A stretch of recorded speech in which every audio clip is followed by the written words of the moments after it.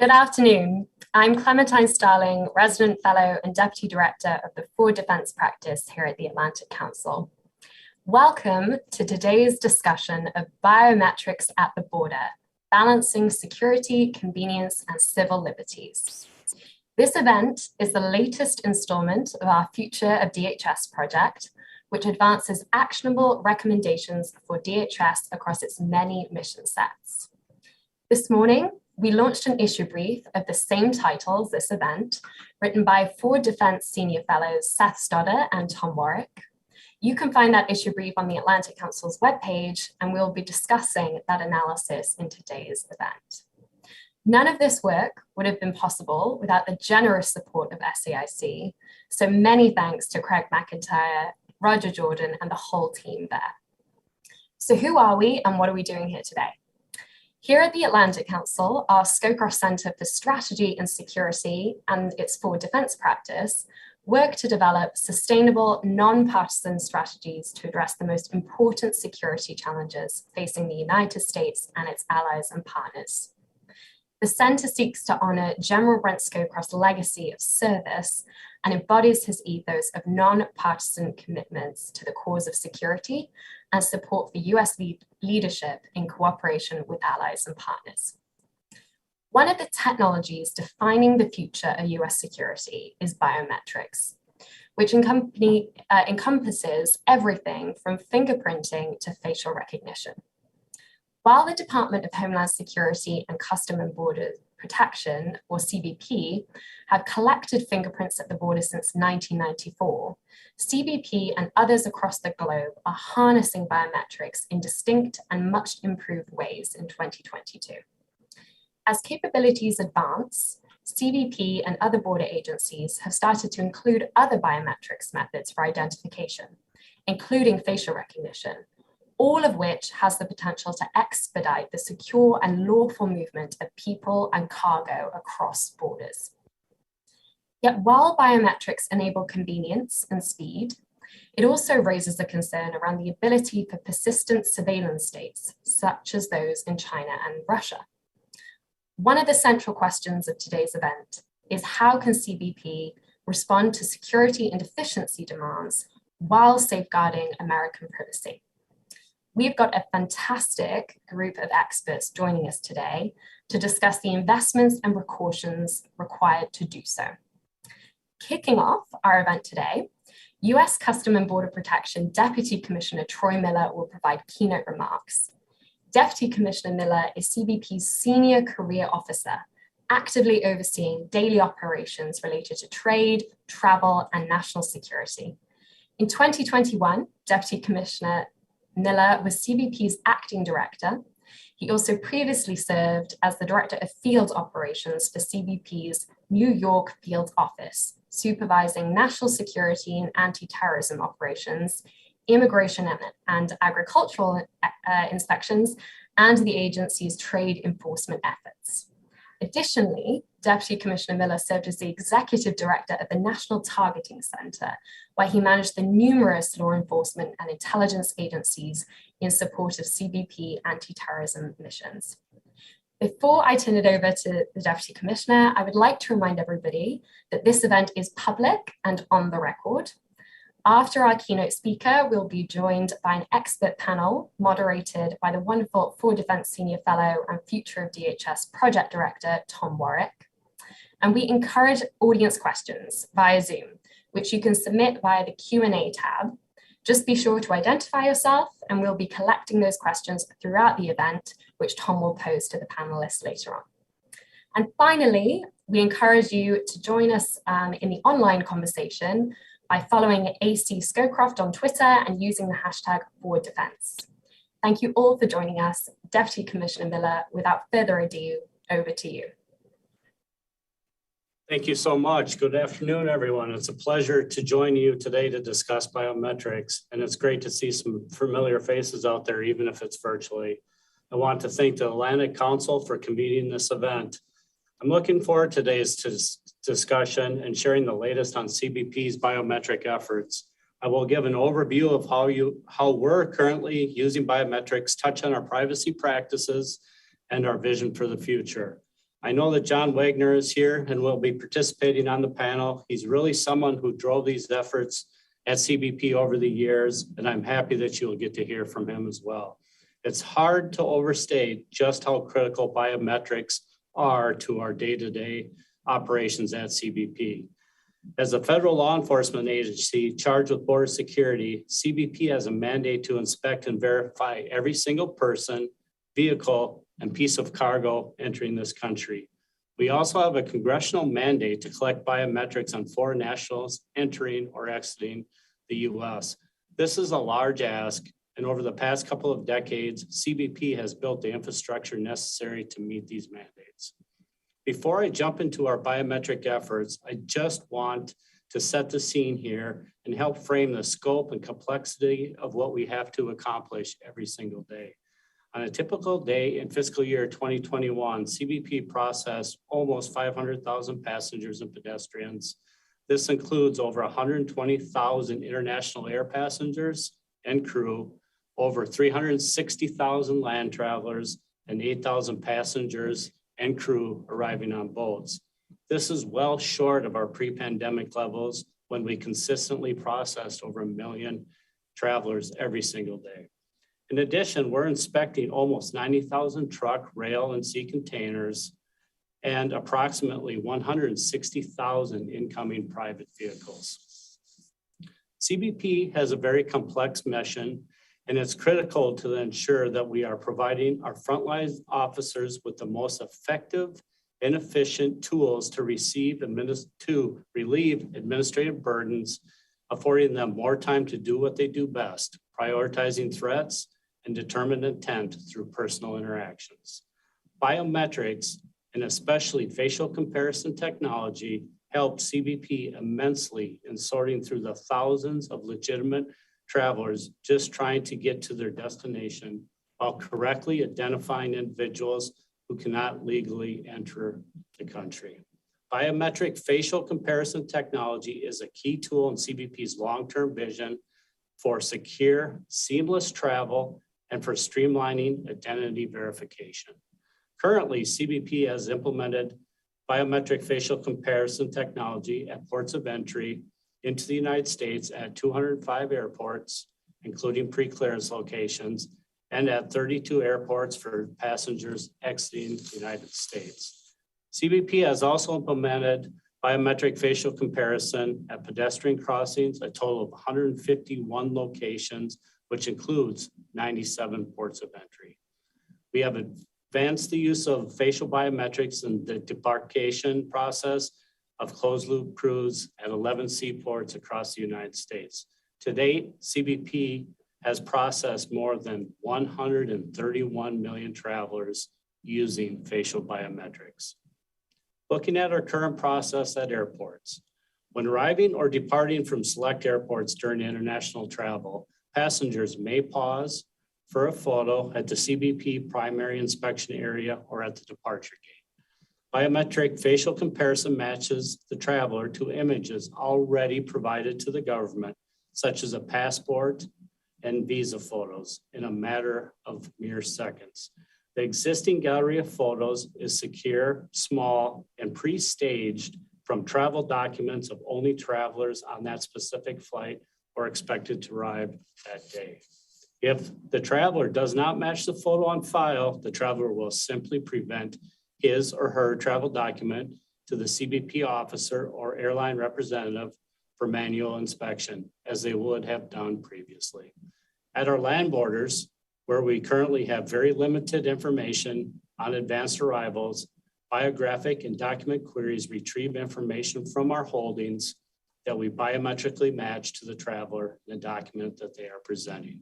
Since September of 2018, CBP has used biometric facial comparison technology to identify over 1,200 imposters that attempted to enter the US using a genuine travel document that belonged to another person. The vast majority of these imposters have been encountered at our Southwest land border over the last year with the deployment of this technology at our pedestrian crossings. While U.S. travelers and certain foreign nationals who wish to opt out of the new biometric process may notify a CBP officer as they approach the primary inspection point, we are finding that most travelers choose to participate. While security is always at the forefront of our operations, the use of facial biometric comparison technology has also provided travelers and stakeholders with benefits. The use of this technology reduces the need to scan documents at airports and capture fingerprints to pull up known traveler data. For example, the use of facial biometrics at global entry kiosks has reduced passenger processing times by nearly 90%. And airline partners using this technology have reported reduction in boarding times as well. By streamlining our operations, this process also provides a touchless experience for travelers, which limits the spread of pathogens. Recognizing the benefits, our stakeholders have began incorporating biometrics into their modernization efforts as well. CBP uses biometric facial comparison technology only at specific times and locations where travelers are already required to present proof of identity. This is part of the reason we chose facial biometrics as the process to automate. We already had photographs on file from visas, passports, and previous entries to compare against. Longstanding laws and regulations already require travelers to establish their identity when entering or departing the United States, and at certain other places when planning to fly, such as security checkpoints. We're not inventing new steps, we're simply automating document checks that are already required and taking place at all US ports of entry. In addition to using biometrics for entry, we are also complying with the congressional mandate to biometrically document the exit of foreign nationals from the US. The department has been trying to tackle the biometric exit mandate for years, which has posed many challenges: lack of infrastructure, funding, resources, and stakeholder support. When DHS transferred the exit mission to CBP in 2013, we took the challenge head on by deploying new pilots and working closely with stakeholders in the air travel and biometrics industry to plan a path forward. That collaboration and partnership, combined with CBP's creative approach to the way it uses its own data, resulted in real momentum and led us to where we are today, the expansion of biometric exit at a number of airports. One consistent lesson I've learned time and time again throughout my career at CBP, the best results come from close collaboration with other government agencies and private sector partners. That is exactly how we've approached biometrics within the entry and exit process. By partnering closely with the air travel industry on the biometric exit mandate, we implemented a secure standalone system that can be seamlessly integrated into the boarding process. While the airlines and airports have purchased the cameras for biometric exit, CBP has built a facial biometric matching service that the airlines, airports, and TSA can access wherever traveler ID is required throughout the air travel journey. We work closely with our DHS partners, including TSA, and we've built great partnerships with airlines, airports, cruise lines, terminal operators, and other industry stakeholders to expand these capabilities. We are currently working with TSA to pilot the integration of biometric facial matching to streamline the identification of pre-checked travelers through TSA checkpoints. The biometric solution developed by CBP with deployments through public-private partnerships has enabled significant cost avoidance for both the government and the industry. And now our solution is being integrated into the entire travel continuum. These partnerships are as critical as ever, as they have become vital throughout the global pandemic to support travel recovery efforts. I understand that this technology brings along with it many concerns about privacy, security, and government transparency. Let me assure everyone that Commissioner Magnus and I take these concerns very seriously.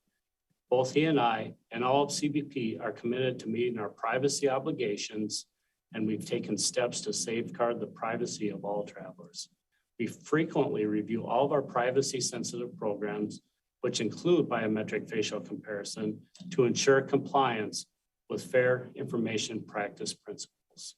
We use biometrics and facial comparison technology consistent with our statutory authorities and limit our use of these technologies to mission-specific areas. We also ensure transparency through various types of notices. This includes at the point of collection, published documentation, and our public-facing website on biometrics. CBP complies with the requirements of all of the departmental policies that govern the collection, use, and maintenance of personally identifiable information. DHS has published more than 10 privacy impact assessments on all aspects of CBP's biometric entry-exit program, which include policies and procedures for the gathering, storage, analysis, use, dissemination, retention, and deletion of data. We ensure the highest levels of security and use a National Institute of Standards and Technology, NIST, assessed algorithm to ensure matching accuracy and to limit bias. CBP continually monitors algorithm performance as we make technological enhancements. CBP uses a high quality facial comparison algorithm, NEC3, which shows virtually no measurable differential performance and results based on demographic factors. We also offer a multitude of redress opportunities should a traveler believe they are being inappropriately selected for additional screening or believe CBP data is inaccurate.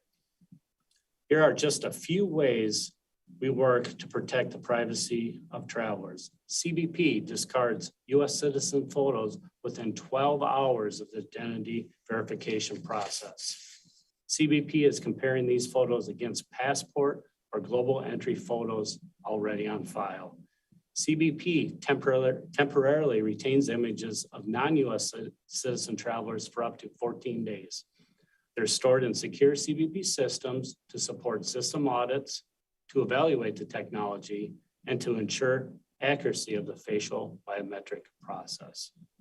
Non-U.S. citizen photos are ultimately retained in secure DHS database for 75 years, consistent with existing policy and authority. Our business requirements do not allow our approved partners, such as airlines, airport authorities, or cruise lines, to retain the photos they take under the process for their own business purposes. Travel partners must immediately purge the images following transmittal, and CBP conducts audits to ensure compliance with this requirement. And I want to be clear, we are not searching these photos against social media. Privacy is implemented by design throughout the entire process, ensuring data protection through the architecture and implementation of the biometric technology. Looking ahead, it's clear that biometrics and facial comparison technology specifically are the future of global travel. In the next few years, we will look to expand our pilot programs across the country and make these pilots permanent. In the Infrastructure Investment and Jobs Act, CBP was allocated funds to modernize our land border ports of entry. This will be a game changer for us, as it will allow for expanded implementation of biometric facial comparison technology across the country. We're also looking to expand the use of biometric facial comparison technology in the vehicle environment. We are currently testing facial biometrics in select vehicle lanes at the Port of Anzadulas in Texas. We look forward to sharing updates on our progress as we evaluate the test over the next several months. Streamlining and securing the travel process is really a win-win for all involved. It helps CBP keep the country safer, makes the experience more efficient for travelers, enhances health measures, and we've found widespread support from the business community, particularly with air and sea carriers and port operators. Given the misinformation and myths regarding facial, it is essential for government, industry, and academia partners to help educate and inform the public and stakeholders about the responsible business use case for facial biometrics. Forums such as these are significant opportunities for us to ensure transparency and reinforce CBP's commitment to privacy in our processes. I want to thank the Atlantic Council again for hosting the event and for allowing me to come and share our current efforts with biometrics. Thank you, and now over to my friend Tom. Thank you very much, Deputy Commissioner Miller. Thank you for your insights in this. What we're going to do for the next hour and 10 minutes is have a discussion among some of the top experts in this field. And so I want to welcome them to today's panel discussion. And thanks again to SAIC for its generous partnership on the Future of DHS Project for sponsoring today's event. I'd like to invite everyone to please submit questions. We will be having at least 20 minutes for questions, and you can do so through the Q&A feature at the bottom of your Zoom screen. If you would like to use an affiliation, please let us know. Otherwise, we will be going through as many of the questions as we can. Let me introduce our panelists this afternoon. First is Seth Stoddard. Seth is a non-resident senior fellow here at the Atlantic Council. He teaches national and homeland security law at the University of Southern California Law School. Seth has decades of experience in private law practice. He was also Assistant Secretary of Homeland Security for Threat Prevention and Security Policy and Borders, Immigration, and Trade. He has served at Customs and Border Protection as a Director for Policy and as a Senior Policy Advisor to the Commissioner of Customs and is the lead author of today's paper that we have released, the link to which is in your chat window. Our second panelist, John Wagner, is former Customs and Border Protection Deputy Executive Assistant Commissioner and headed up the Office of Field Operations. John had a distinguished career of government service. He began as a customs inspector in 1991 and among many other positions has served as the executive director for admissibility and passenger programs. He retired in 2020 and is a private consultant.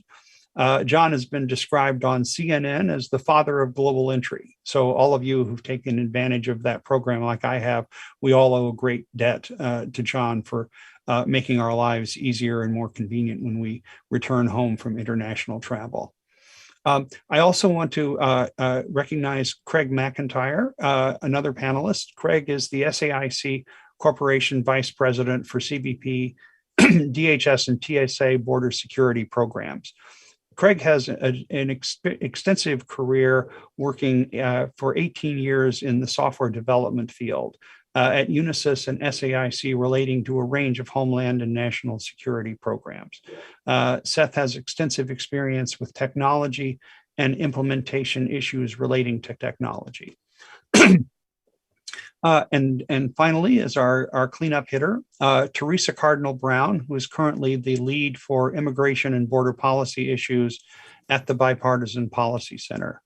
Previously, she was a policy advisor to Customs and Border Protection and had leadership roles in the DHS Office of Policy. She was the DHS attaché to Canada, which is one of DHS's closest partner on a range of issues. The US-Canadian border is famously the longest unfortified border in the world, but CBP officers serve on it every day, performing their vital missions to protecting the United States in many ways. So let me turn it first over to Seth for you to give us a summary of the paper that's released today and your thoughts on biometrics at the border. So Seth Stoddard, over to you. Great. Thank you so much, Tom. And thank you to the Atlantic Council for inviting me to participate on this. And great to be share a panel with many of my friends here and colleagues for many decades now. It's amazing how long we've all been at this. So I guess the way I would frame this issue is to go back to kind of back in time a little bit. I think everybody has their own searing experience of the 9/11 attacks. I mean, mine was I was in private law practice and supposed to argue a case in New York City on the morning of 9/11, and ended up being in a taxi on the Queensboro Bridge heading into Manhattan when the first plane hit the towers. So, and the rest of my day was 9/11. But I think what people don't think about with 9/11 and the horrors of that day was what followed. For me, I left private law practice pretty quickly and went into the government. Within less than 2 weeks, I was at the U.S. Customs Service, working alongside then Commissioner Rob Bonner, who was just then confirmed. But the key thing that I think people forget about that happened after 9/11 was that the border agencies, so at the time before the Department of Homeland Security was created, Customs and the INS went to maximum security at the borders, which makes sense. I mean, you think, after the largest terrorist attack in U.S. history, you'd go to maximum security. But the problem with that is that the inevitable impact of that was we immediately started seeing 12 to 14 hour wait times at the northern border of the U.S. border with Canada, and also on the southern border of the U.S. border with Mexico for trade. And so what happened was that automotive assembly plants in Michigan were starting to threaten to shut down because they couldn't get necessary parts from over the borders in time to get into their supply chains and into their assembly chains from Canada or from Mexico. And so really, in some sense, what the United States did after 9/11, one of the first things that the U.S. did was we threatened our own economic suicide by cutting trade off with our northern and southern border partners within North America. And then that paired with the issues with regard to shutting down and making it more complicated for people to get visas to come to the United States. So it really created an economic and a crisis for the country. So we had to immediately after 9/11 figure out how to square the circle of providing the border security that we absolutely needed. And no joke, we needed it. Certainly the 9/11 attack was an external attack. And also we'd already seen Customs had intercepted the Millennium Bomber at the end of 1999, who was driving across the northern border and wanting to come to my hometown of Los Angeles and destroy Los Angeles Airport. So the border security challenges were significant. We couldn't reduce security, but we had to achieve that security without crushing international trade and travel that was so vital to America's economy and our society and our free society. And we also had to do this without crushing the civil liberties and privacy rights that we all cherish. So this was the challenge that then Commissioner Rob Bonner took on when he became head of Customs and then ultimately Commissioner of Customs and Border Protection way back when. And he always termed it the twin goals, that we had to achieve both the twin goals of security, but also achieving that security while also facilitating the movement of lawful travel and trade and vindicating civil liberties and privacy rights. And so the strategy that ultimately we came to was a strategy of risk management. Where, I mean, I think as we're all seeing with the COVID pandemic, where we get this lesson every day, is you can never eliminate all risk in any walk of life, but you can manage it. And managing risk means identifying risks, identifying potential threats, and then taking steps to manage those risks, understanding you can't eliminate them. And there were three key elements to the strategy that we adopted after 9/11. One was to collect and analyze information on travelers and commerce coming into and out of the United States, to not only to spot potential needles in that huge haystack of lawful travel and trade that Deputy Commissioner Miller discussed so eloquently, but also even more important was to identify the lowest risk people and also commerce coming across our borders, to almost clear the haystack aside of and focus CBP officers on needle-rich environments and focus on the unknowns and the known risks. It's not often you get to quote Donald Rumsfeld, but what we wanted to do was to essentially segment the risk into known knowns, so identify people who were on watch lists or whatever else, as well as people who we knew were low risk, including confirming people's identity. And then I'll also identify the known unknowns, and those would require greater scrutiny and creating these needle-rich, smaller haystack environments. So that was one crucial piece of the strategy, was the analysis and collection of information. Second was the use of technology for scanning, whether it be for cargo or magnetometers at airports or whatever else. And the third was, crucially, as Deputy Commissioner Miller identified, which was partnerships with our foreign partners, with the global private sector, and with international organizations to adopt and really on the realization that borders in this inherently borderless economy, global economy that we live in, borders are, yes, we have the juridical lines that demarcate, the difference between the United States and Canada, but we also, as former Commissioner of CBP Alan Burson once wrote about, we also have to think not just of the lines, but the flows of the global economy. When you think about the flows of the global economy, the four key ones: people, goods, data, and money. And in some sense, the entry and exit points into those flows, whether it be an airport ticket counter or the loading dock of a supply of a major figure in a supply chain or wherever else, those are the entry and exit points of really modern borders in terms of the transportation networks that move people and things, let alone data and money. And so we have to work with our international partners as well as the private sector to police those borders into the key systems and networks of the global economy. And that was the key insight, I think, that we drew from the 9/11 attacks, and then that searing experience after 9/11 of the huge wait times at the land borders and the shutdowns of the visas and all that we needed to police those systems to reduce the bottlenecks at the actual border checkpoints.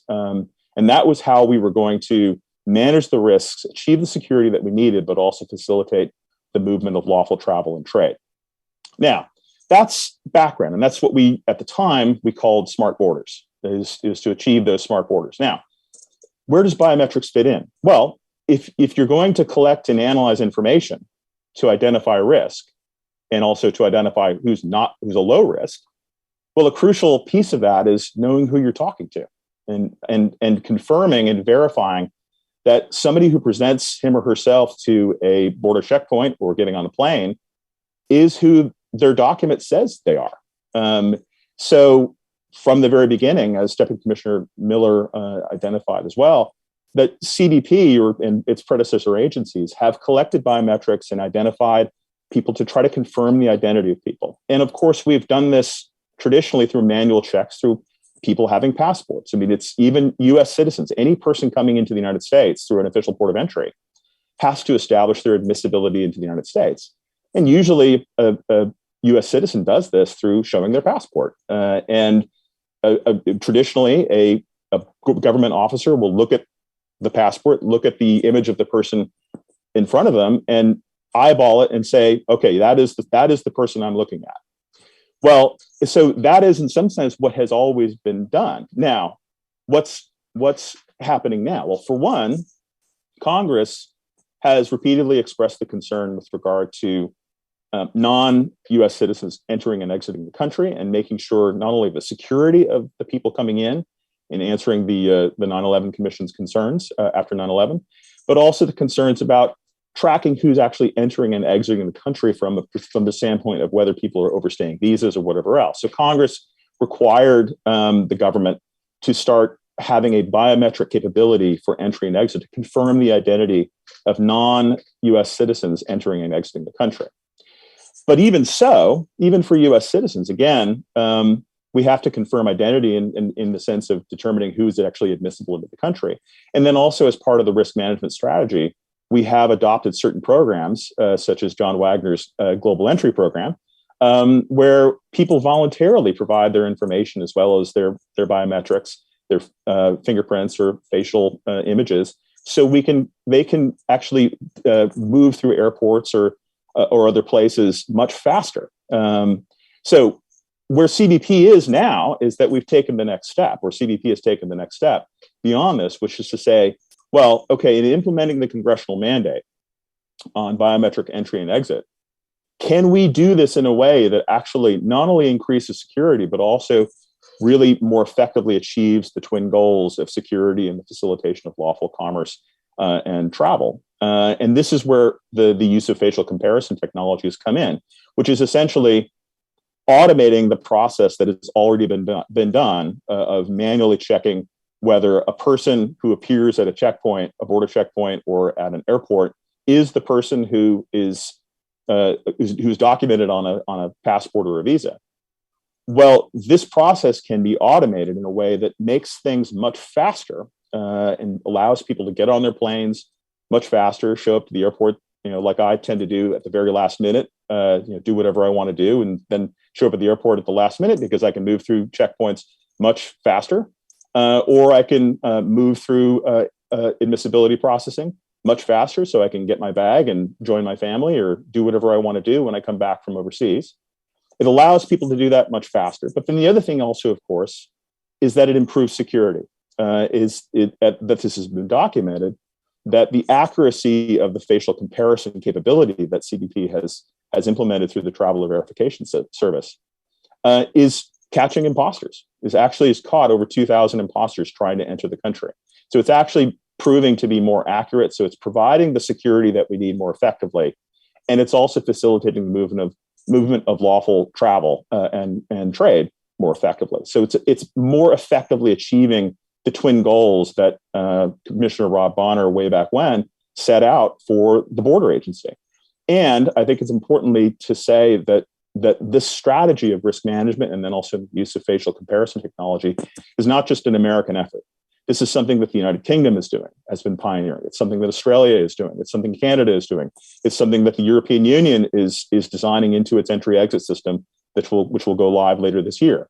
So this is something that is a movement across boundaries in our country. Now, of course, the concerns have been raised, and I think they have to be addressed forthrightly and clearly. One concern that has been raised is, as one of the commentators to the CBP's proposed rule on this to finalize it, to make the program permanent, is that facial recognition technology is, quote, an inherently dangerous technology. And I think, any observer of Russia and China can see where facial recognition can be used in a way to suppress dissent or find journalists or whatever else. I recently showed the movie Minority Report to my sons. It scared them, gave one of them nightmares, I think. But I mean, the concept of using biometrics essentially to track people wherever they go in society. That is a dangerous concern, but it's not what CBP is doing. It's far from what CBP is doing here. What CBP is doing is automating a process that already exists, which is the verification that the person walking in front of a port of entry, an official port of entry, is the person who is on the document that they purport to be. So in that sense, it is a process that is focused on border crossing, and this is an area where legally the United States Supreme Court has consistently recognized that the United States government has plenary authority at the borders to determine who is admissible into the country and to set the terms of admissibility, and also for establishing whether a person is who they say they are. So this is an area where, in the borders, where the U.S. government has maximal authority.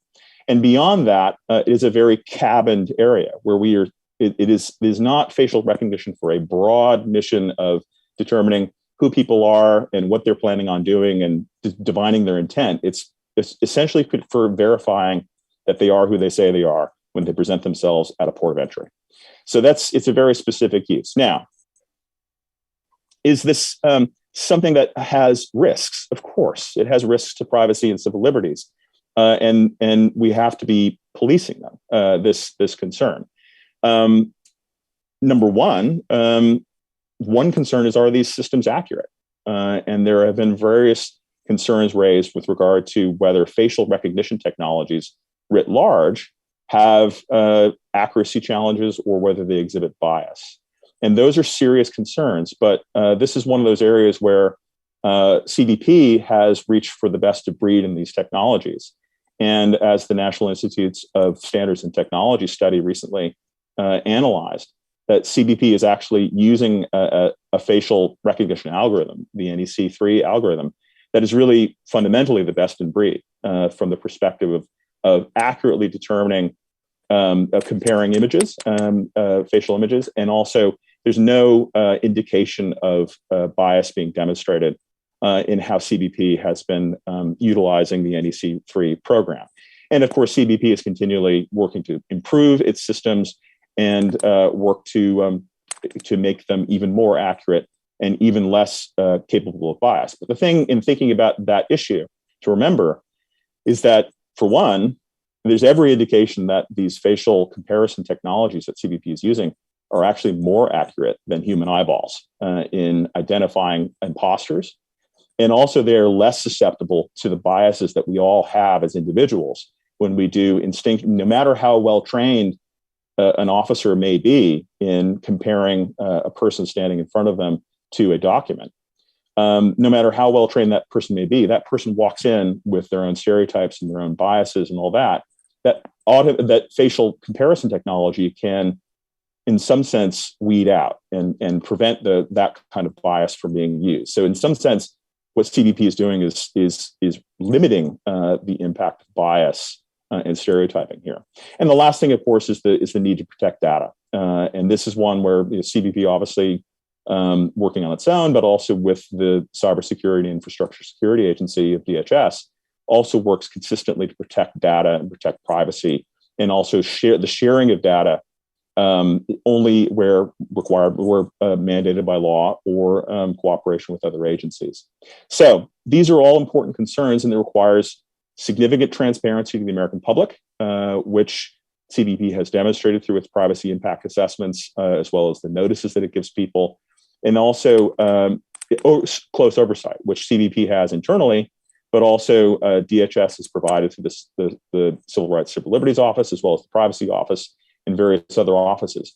Could more oversight be created and more here? And I think the answer is yes. The Homeland Security Advisory Council's Biometrics Subcommittee has made a series of recommendations when it studied the issue last year. Very sensible recommendations, among which I think the most important one is the proposal to create a biometrics coordinating council at the DHS level, chaired by the Deputy Secretary, to oversee biometric programs across the department, and then through the Policy Office to have clear direction on policies to eliminate bias, policies on the sharing of information and data, policies on agreements with foreign governments in terms of how this kind of data is shared, as well as cybersecurity protections from CISA.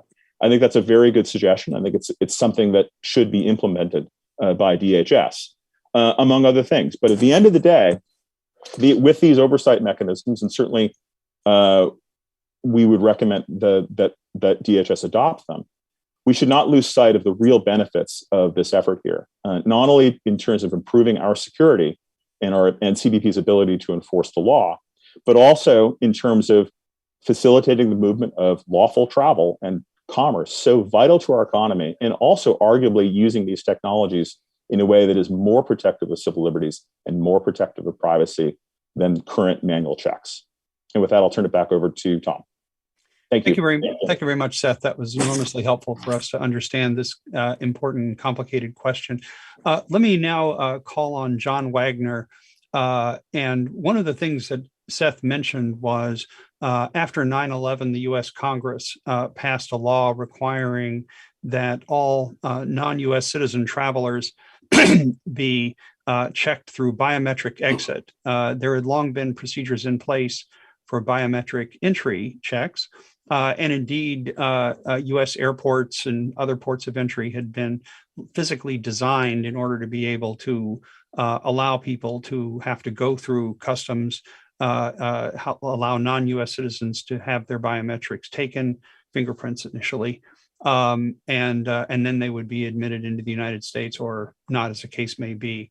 But biometric exit turned out to be one of the greatest challenges in the early years of the Department of Homeland Security, simply because the airports in the country were not configured for biometric exit. And when Congress passed the requirement, it was like other unfunded mandates, not something that they appropriated billions of dollars to U.S. State and local airports to have them completely redesigned to accommodate this new legal requirement.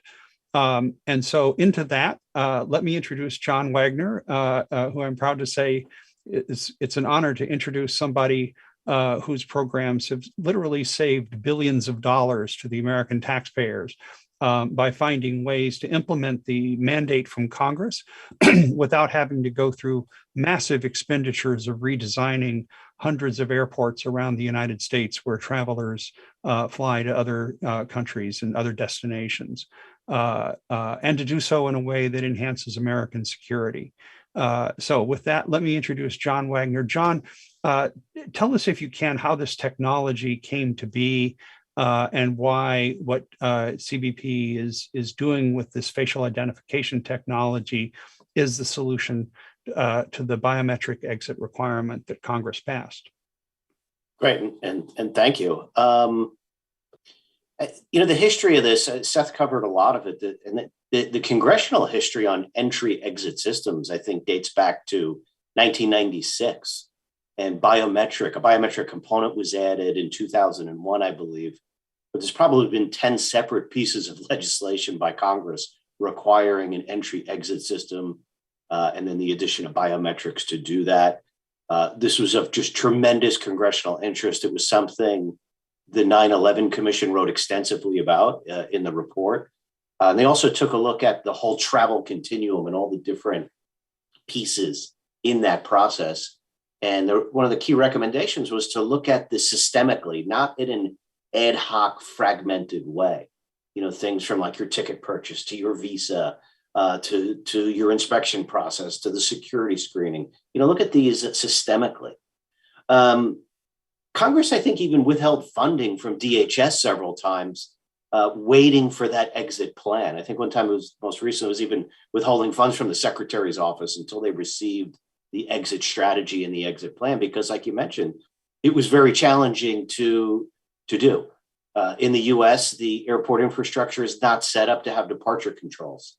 Unlike Europe and other parts of the world where you have to see a border control officer and get your passport stamped to depart that country, the US was never designed like that. CBP always had exit authorities, but they didn't require every single person to go through an exit control and actually be released from the country with a stamp in your passport. So as a result, anyone that's been through an airport knows that international flights commingle with domestic flights. And then within that international flight, you have US citizens, you have US permanent residents, and you have foreign visitors. So how do you sift and sort through all the chaos and confusion and congestion at an airport, right, in a time-sensitive environment, and put a whole new inspection requirement into that? DHS studied this for years. A lot of smart people looked at this. They tried pilots. It really wasn't an issue of the technology. It was more the integration of the technology into that process. And a lot of the pilots and a lot of the studies looked at biometric exit in a standalone process. You'd go to a kiosk, it would read your passport. You'd put your fingerprints down. It would vet all the information. It would spit out a receipt, right? It was a lot of steps, a lot of complexity, a lot of new expectations for the traveling public on what to do and how to do it and how would this work. Tons of pushback from the travel industry, the tourism industries, about the congestion, that the expense of doing this, the cost figures were astronomical to do.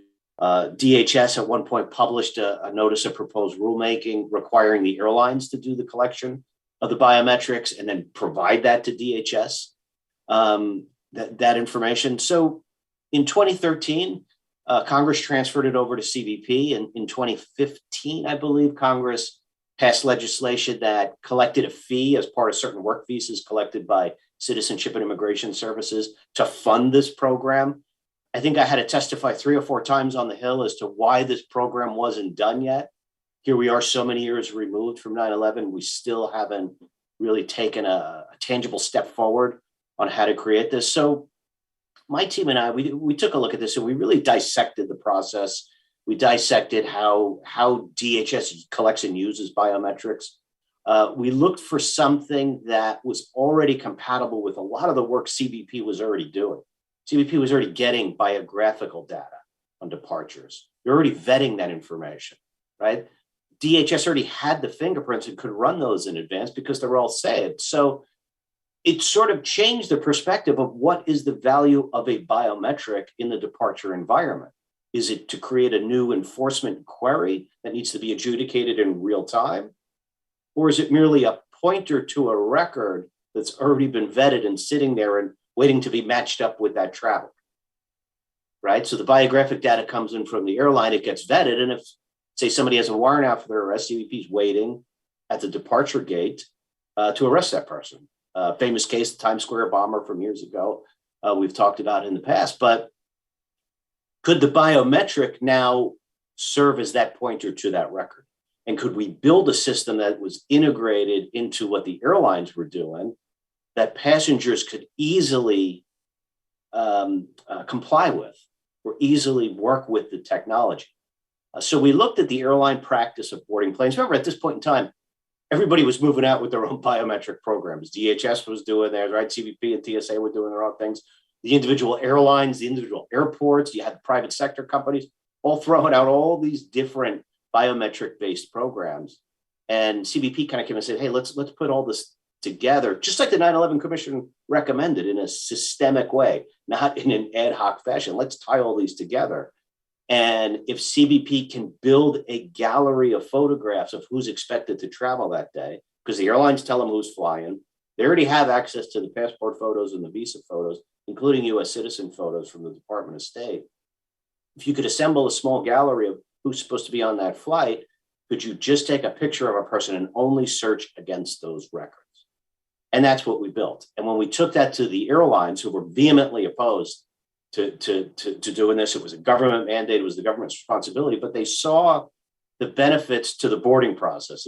It fit in with some of their modernization strategies. So if we could put a camera at the boarding gate for the departing flight, could you simply take a picture, send it to CBP, match it against the passport photo, send a message back to the airline, yes, that person's confirmed, and then read to their departure control system and check them off as having boarded the flight.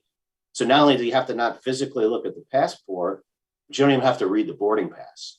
And what we saw is the airlines were boarding planes faster and a lot easier. And it was simple for people because everybody knows how to take a picture.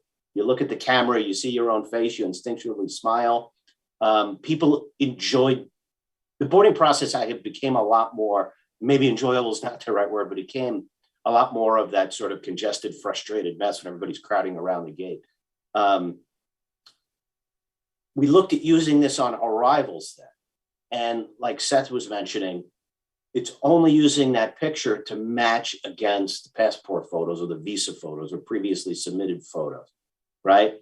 So in a way, you're replacing, yes, you're automating a manual process where an officer or an airline person would look at, the photo manually, but it's also replacing the biographical match that we do against the enforcement records.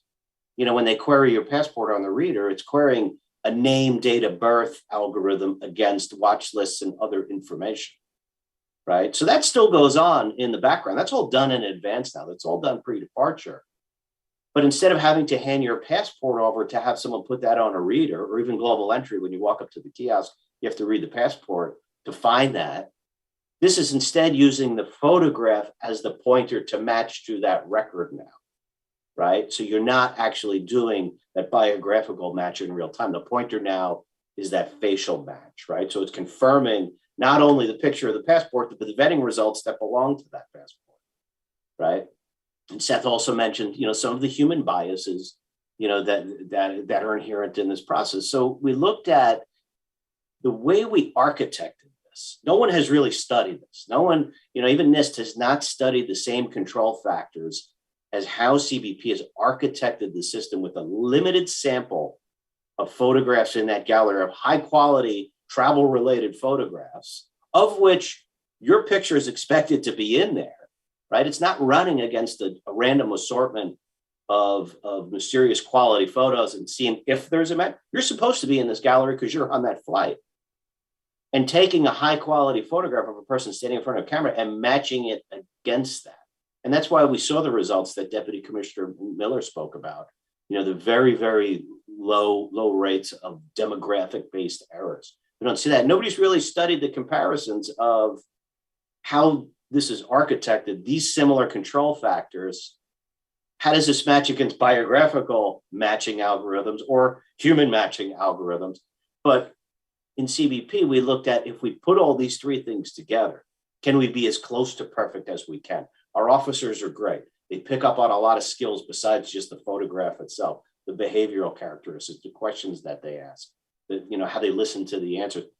If we can provide them with a tool that would help make them better, that's what we were trying to do here, not replace the human interaction. So if there's not a match, like was mentioned earlier, you would just defer back to the manual review of the passport and any other type of inspection that might take place. But those were some of the reasons why it took so long to figure out how to do, how we took this integrated approach with the stakeholders, made it of value to them, and the airlines started deploying the front end and the airports and the seaports and the cruise terminals, the cruise lines, the front end architecture to be able to take those photographs. But the government does the vetting, the government does the matching, the government owns the photographs and sends the responses back.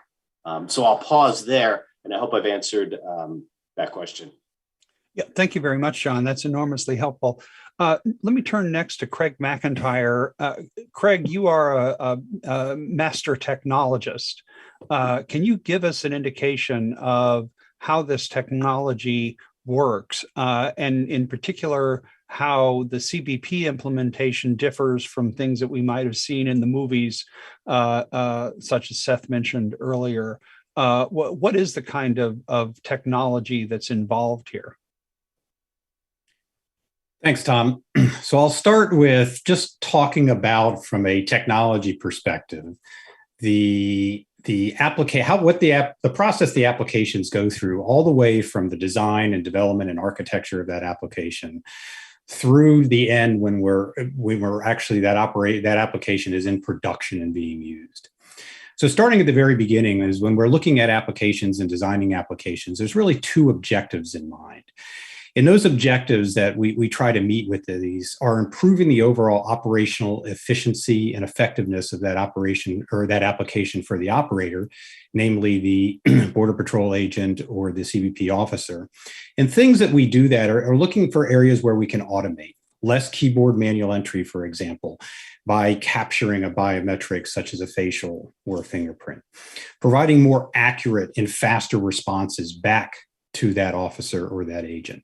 And the ultimate goal is improving the overall risk assessment that gets returned to that officer or agent to support their admissibility decisions. And as John spoke to a little bit, the backup and alternatives are still there.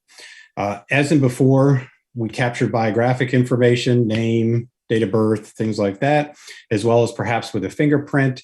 It's just being replaced with the capture of a facial biometric to support that process. The second objective we look at in designing the applications is the overall improved user experience. So how do we better use the documents? And I'll go back a little bit to the documents themselves, and taking advantage of the e-chip on the passport, or taking advantage in the RFID cards for your Nexus or Sentry users to provide that information that supports in that eventual query. Also, we look at more accurate capture of that data, and in particular, the biometric itself. Fingerprints can be notoriously difficult sometimes to capture. We have a keyless fingerprint entry under our home, works great for me. My wife takes 3 or 4 times with her thumbprint to even get into the front door. Okay. And so by capturing the facial biometric, we're obtaining a more accurate biometric that can be used for those downstream processes. And we're also looking at overall faster processing time. Taking a document, manually entering that document, or swiping the document to read the information on it takes time. A facial biometric compare and result has significantly improved over the time to be less than 1 second from the time that picture is submitted into the galleries. And the end result is an overall improvement of the overall experience of that traveler as they're moving through the process. And there are lots of examples with this. Global entries has been brought up several times. With global entry, prior, it was fingerprints and document. Now we just capture a facial image, and that time with the global entry in presenting yourself to the global entry kiosk has significantly reduced. Simplified arrival in the hands of the officers and the agents allow a EU traveler coming into the country to be processed very fast and very accurate. And then the facial biometric also lends itself a lot more to the use of mobile applications that allow ports of entry, for example, to quickly scale up operations or scale back down operations to respond to travelers, to traveler volume. But the ultimate objective is reducing the overall, increasing the throughput through the port and reducing wait times. So when we have those objectives as when we're designing it, we also go through these applications because they are, using biometrics, in some cases biographic data. They go through that privacy impact assessment, which we've heard about in the previous minutes. And basically, this results in a set of requirements that the applications must comply with. And the focus on that are really two areas. The first is retention of that biometric or biographic information. First of all, do we need to retain it at all? Second is, how long must it be retained? And the third aspect is, where is that retained? And then the second area of focus is, how is that biometric actually used? And what algorithms are allowed or authorized to use it? What systems can receive it? And those are all laid out in a requirements that come out of the privacy impact assessment to ensure that the biometric data, the facial image, is only used for its intended and clearly defined purpose. And then we move over to the cybersecurity side of this and the protections and the practices that are in place, all the way from the development to the test and the operation of that application while it's in production. Some practices around that are the security requirements and controls spelled out by 4300A, who we're all very familiar with at times, or at least I am, that talk about the development and test and operation of these systems and the access that those people can have. We do things such as static code analysis during the development to identify security vulnerabilities in the software and resolve them before that application is deployed into production. Manual and automated testing process specifically focused around biographic and biometric data to ensure we have compliance with the requirements.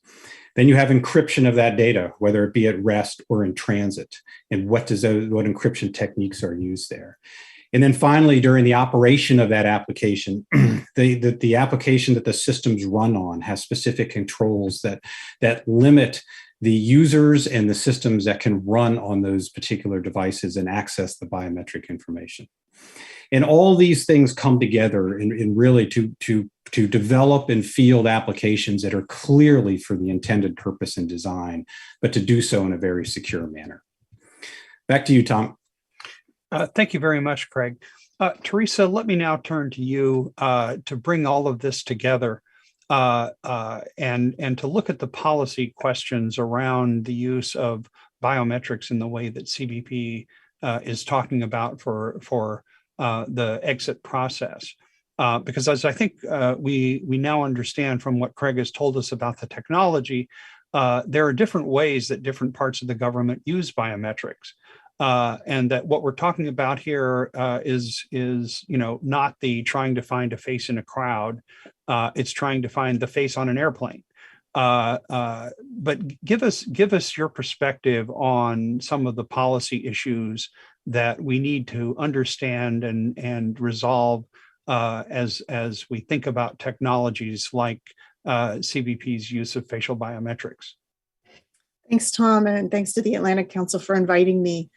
I think that there's a couple things to remember. First of all, Seth laid out pretty clearly, and so did John, sort of the genesis of a lot of this in 9/11, even though, as John correctly said, the original entry-exit requirements started in 1996.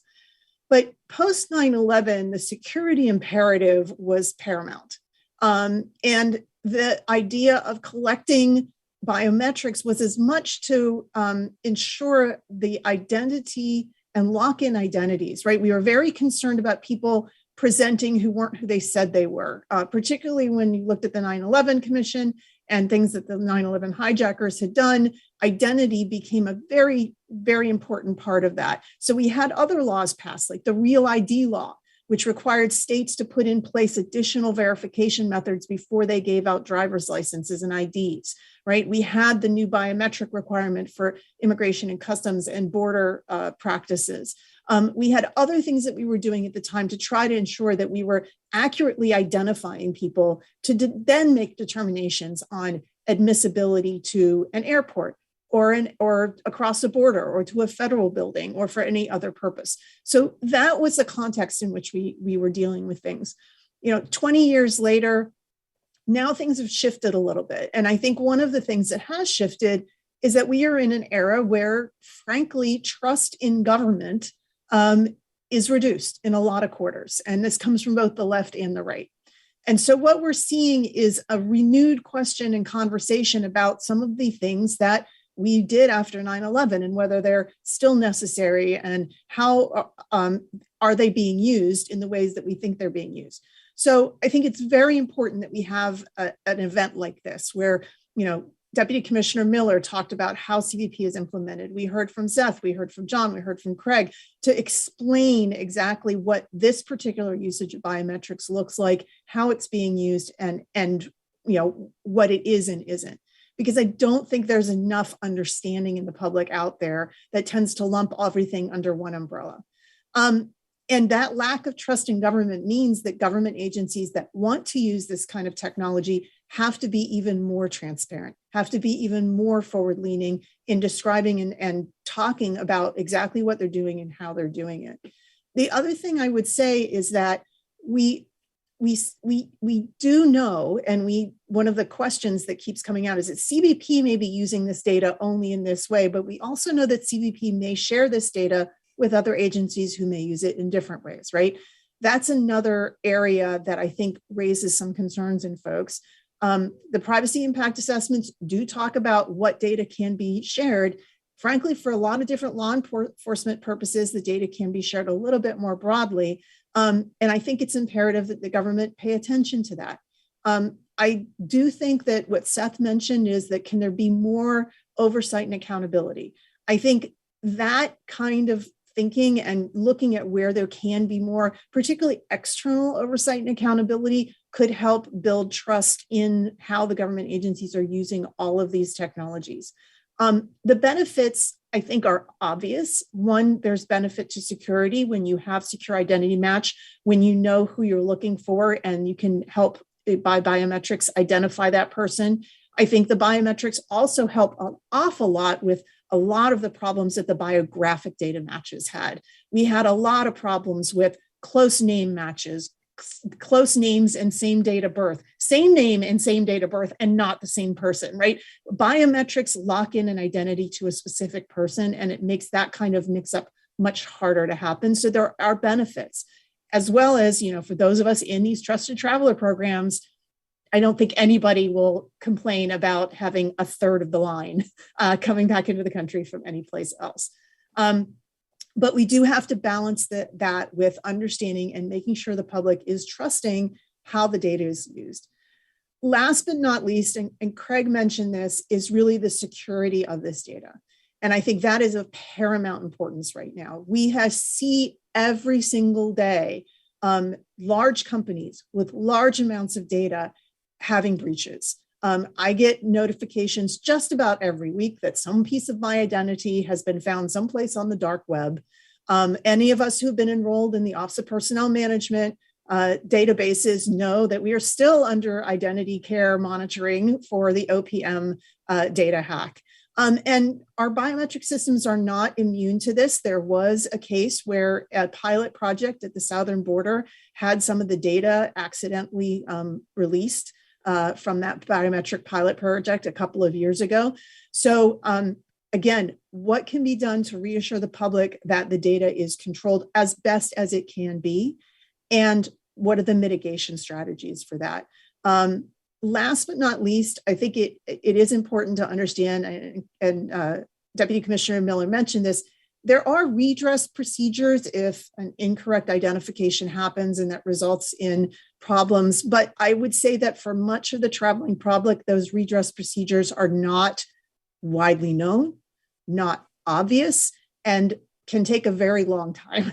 So that is something else that I might suggest to the department and for CBP to look at, is how can those redress procedures and policies be made more accessible to the public and more timely, because it does no good to say, hey, you can, after you've been, kept off a plane and had to reschedule, your flight and been delayed for a day or two, that you can later email and in a month we'll get back to you and say, oh, it was our mistake, right? There needs to be a little bit, I think, better real-time access to some of those kind of things. So I think that all of these are not insurmountable issues, but they do require the agencies, I think, to be out there a little more and more forward-leaning, trying to understand where the concerns are coming from, address them forthrightly, and as publicly as often as possible, in as many ways as possible, so that the traveling public can build up that confidence in how this is being used. Thank you very much, Teresa. Let me now turn to some really interesting questions that we've gotten from our audience. The first one I want to address, John, to you from Stephen Teal. What happens if the technology fails? What happens if there's no identification? Especially if you have a situation, if I grow a beard or shave it off, or if I change my hair color, what happens in those kinds of situations that would that would allow me to travel, even though I'm still me, but I just don't match the way what I think my photograph used to look like in my older days. Maybe I should have a facelift or something. I don't know. But John, what happens in this situation? What would CBP do operationally? Well, you would produce your passport and it would be manually reviewed, just as is done today. So, I mean, a person then takes over if the computer can't figure it out. Yeah. I mean, just like today, you present your passport to somebody who looks at it. If you don't match against your passport photo, the algorithm doesn't make a match, there may be a question as to whether you look like your passport photo.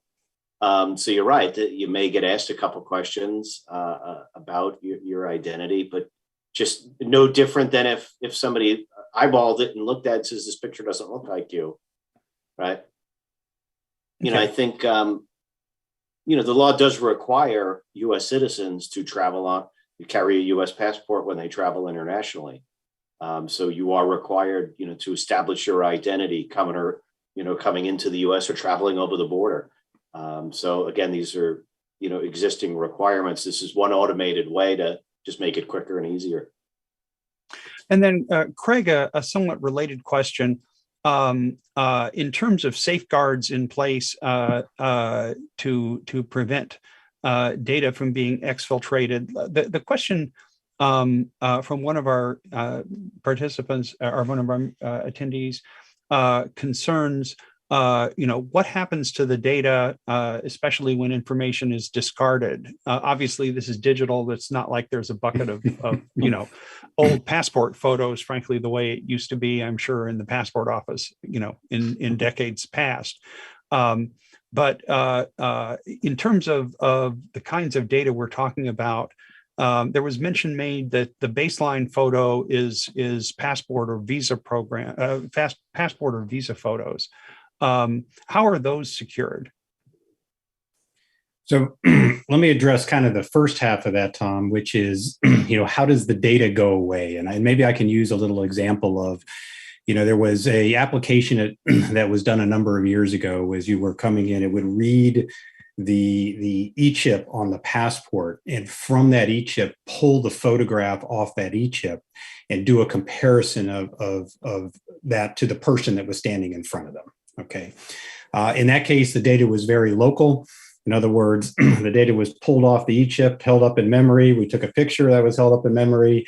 Once that comparison was made, that information was never stored down to a disk, let's say, or never persisted in any way. So in this case, the data was used for its intended purpose, and then it was, discarded or erased from memory. Then there are requirements where there are times where that image that might be captured, that facial image, it needs to be stored down onto a disk and stored onto a storage device. In other words, persisted for a period of time.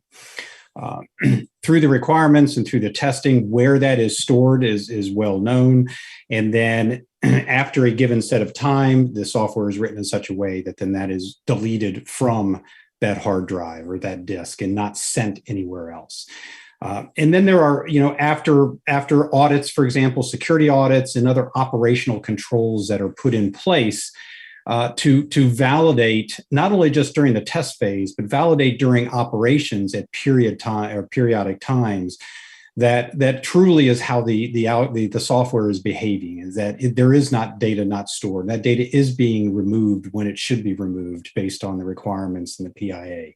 And those requirements are being adhered to. And that occurs all the way throughout the process, no matter what data set is being used, where that data set is being stored. It's a combination, I guess I would say, of requirements up front that are validated during the testing, and then security audits once it's in operation to ensure that the application, the software is performing as expected, and that there aren't any leakage into other areas. Tom? Yeah, Seth, your thoughts on that? Yeah, I mean, I guess when I'm thinking about this also is I think about the risks of protecting this data and the various things. I think we have to sort of have a reality check also in terms of what this really is about. If you think about it, I mean, I think John Wagner put it very well in the sense of the package of information that is used to confirm or verify somebody's identity is not just this photo. It's also the biographic data. It's the other photographic or biometric information that is already in the system. It's also the officer interactions. What this system does is adding one additional data element at some level. It's one more photo to that package that is then compared to other photos that already exist. So in terms of, I think the question of data protection and all of these issues, as well as redress, I think that's a question that's more really directed towards the whole system, rather than this one additional photo that's added to the mix, in the sense of, and on redress, for instance, there is the DHS TRIP system that is more broad redress, and the courts have been involved in that to some extent. And with regard to data protection, I mean, I think the question really is not so much whether this one additional photo is protected. The question is whether all of the data that CBP possesses at any given point is protected from exfiltration. Well, and databases from the State Department and others as well that are used to help make the check. Let me ask a question for John in terms of deployment of this. Is this a system that is being used in one part of the country, or is the intention to try to deploy it nationally? North, south, east, and west. No, the intention was to make it a national system. I think the deputy commissioner mentioned, and I was looking at my notes, all the different locations it's in place now, air, sea, and land. We even looked at potentially, I think we ran a pilot at one point with, it might have been Emirates, where they could use it for boarding overseas. Because again, once you check in to get your boarding pass, right, that information is provided to CBP by statute, right? APIS data. CBP can retrieve the photo that's associated with that passport information and put it into that gallery. Now, at any point in that process where you've got to show your passport, and you think about how many different times you got to show that passport to somebody to get from the airport overseas to your destination, you could, provided your address, right, the privacy concerns and other issues with this, but potentially you could put a camera that would ping that gallery and confirm who that person is. So at your required places where you have to prove your identity, right, you got to show your passport to depart that country to get on the plane, you could have a camera there that ping that gallery to see if it's that person, right? When you arrive in the US, CBP pings that gallery. If you go to connect to a domestic flight, right? Say you got to recheck your bags. Potentially you address the legal and privacy issues. You could also have the convenience of having your picture taken so you don't have to show someone your passport again to check your bags or go through TSA again or get on your connecting flight. So the idea would to be build out a network and reduce that repetitive nature of presenting your passport time and time and time again which we know is frustrating and confusing, to travelers. Well, and so, I mean, let me ask then the specific question which Teresa alluded to. How do people opt out of this if they don't want to have their picture used for some of these comparisons, and they want to use the older system just because they think it's a more personal touch? What would they have to do if they wanted to opt out? So a person cannot opt out of an inspection. Okay, they can opt out of having their picture taken. And then in that case, they would have their passport. And let me be clear, John, the inspection is you cannot opt out of having an official look at you to make sure you are who you are when you wish to enter the country. Right. So you're crossing the international border, right? You're required to establish your identity, your citizenship, your admissibility, go through your customs and agriculture inspections, right? You can't opt out of that. Right. There's different ways and forms and functions that inspection could take place. And, generally establishing someone's identity is comparing them to their passport. So you can opt out of having your picture taken as a U.S. citizen and having an officer look at that manually. If an officer were still to question whether that you are the true bearer of that passport or the true holder of that passport, that could proceed to having your biometrics taken. That could proceed to asking for additional forms of information. That could proceed to, going through your belongings to establish, who you are. You got to remember that the U.S. passport is probably the most vulnerable document out there to imposters because there's not a biometric associated with it other than the digital photograph on the chip, right? So the U.S. Department of State put a digital photograph, much like the e-passports around the globe. I mean, it would make prudent sense that we would use technology to open that chip, validate the document's good, and compare the person who's presenting it against who that bearer is, right? So because it's going to be the single most vulnerable because of the way we've locked down for foreign nationals with visas and ESTA. ESTA being the way people can travel to the United States without a visa. Correct. If they're from certain countries and meet certain requirements. Yeah. Let me ask a question more broadly about the use of biometrics. And in particular, I'm going to start, Seth, with you in terms of the sort of nightmare scenario that I think a lot of people have in mind about what facial biometrics mean, which is trying to spot a face in a crowd. The questions of accuracy of that kind of technology, and in particular the biases where it's better at recognizing certain types of faces and not other types of faces. What is your sense of the direction that technology is going in? And first of all, are there, is that the same as what CBP is doing? And I think we know what the answer to that is. But what is the direction of the larger development of law enforcement use of facial biometrics?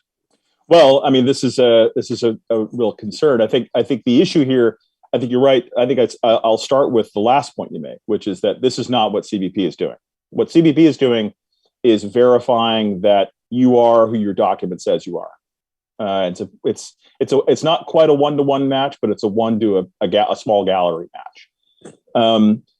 Now, with regard to the broader issue of the use of facial recognition inside the internal, within countries or for law enforcement, I mean, I'm reminded of the great line from the Lou Reed song "Sweet Jane." The villains always blink their eyes. I mean, obviously, there's always the concern about the use of technology by law enforcement or intelligence agencies to identify people and divine intent as to whether people are criminals, and that's the concern that people have. That's why, I mentioned the movie Minority Report, or I mentioned what the Russians or the Chinese have done in the thousands of thousands of security cameras all over Shanghai and things like that. I think there is a concern about that domestically, and I think it's a question of. And I'm not saying that certainly there are cameras, say for instance in Lower Manhattan or in London, as we saw after 7/7, the attack there, and there are uses for these kinds of technologies and video analytics to secure the public. more generally. But obviously, once you talk about areas outside the border, or say places like checkpoints at airports or something like that for security of planes, where people are required to present their identity and confirm their identity. If you're talking about sort of the general public within a city, people walking through a city, obviously that raises all kinds of challenging privacy and civil liberties concerns that have to be evaluated transparently and have to have strong oversight over law enforcement or intelligence agencies' use of that. So as to, at least in a democratic society, we don't want to necessarily replicate what is done in Shanghai or in Moscow. But that's a question of democratic oversight over that use. Little d democratic oversight. Yes, little d. Okay. One thing a number of us took note of today was a report in the media that the Internal Revenue Service is thinking of using photos to identify people who call in or who are on websites and other ways for things like making payments and discussing tax information. Based on at least what we've seen reported so far, I'd ask any of our panelists whether that's the same kind of privacy risk as what CBP is doing in its use of biometrics at the border, or is the risk different based on what's been reported that the Internal Revenue Service is doing? Who would like to take that question? I can just pipe in there. I mean, one thing is I understand from that report that we saw today is that IRS is using a private sector company, ID.me, to collect that biometric data and do that identity verification on IRS's behalf.